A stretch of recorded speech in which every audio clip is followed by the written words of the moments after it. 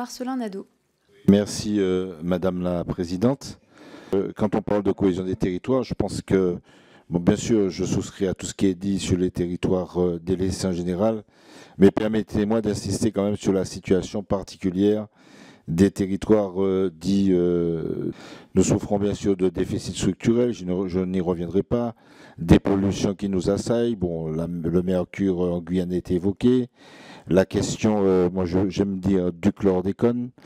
Alors je voudrais tout d'abord, sur cette question du chlordécone, évidemment, remercier le rapporteur d'avoir souligné l'insuffisance des crédits et le fait qu'il y a un rattrapage évident à faire. Mais je voudrais insister aussi sur les modalités de mise en œuvre, en fait, de cette réparation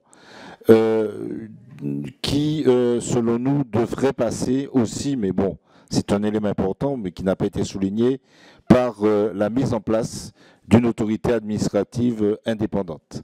Parce qu'en quelque part, l'État, dans ce contentieux du chlordécone, si j'ose parler de contentieux, est à la fois juge et partie. Donc nous pensons que la mise en place d'une autorité indépendante serait une excellente idée. Par contre, ce que je voudrais quand même faire deux reproches au rapport tel qu'il a été exposé. Le premier, c'est, bon, le rapporteur a évoqué la question des algues vertes en Bretagne, mais il n'a pas du tout évoqué la problématique des sargasses. Là aussi, sur la question du plan sargasses, on voit bien de nombreuses défaillances de l'État. Et je crois que les sargasses d'aujourd'hui seront le chlordécone de demain. L'impact sanitaire n'est même pas encore mesuré, mais il est considérable.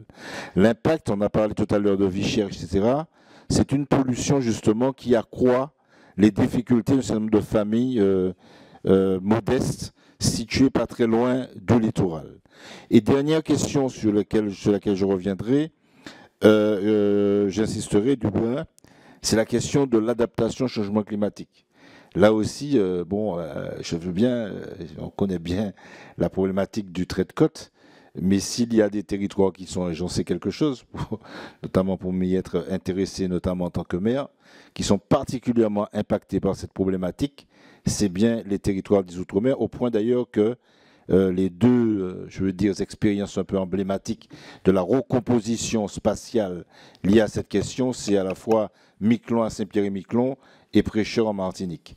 Et là-dessus, et on le voit bien, la question aujourd'hui, Mélissa qui sévit, la question des cyclones, etc. Merci. Je pense que vraiment la question des risques côtiers en relation avec le changement climatique me paraît essentielle dans les territoires d'outre-mer.